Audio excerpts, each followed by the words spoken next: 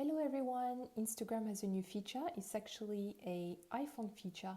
You can have now the Instagram camera button on your lock screen, so you can quickly post stories or reels from your lock screen. So you just press on the button.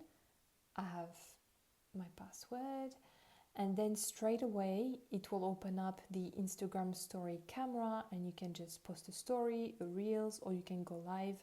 So if you feel like you want to post on Instagram very quickly, you've got that button now on your lock screen. So let me show you how to set it up. It's super easy. So there's multiple ways to do it, but I like to go in the settings. So let's just go in settings and search for wallpaper, then go in wallpaper.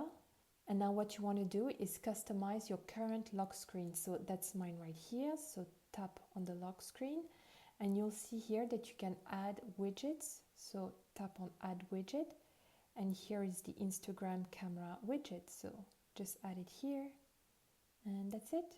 Press on done to save it. And then you will have the button always here and you can post in your stories, reels, or go live super quickly.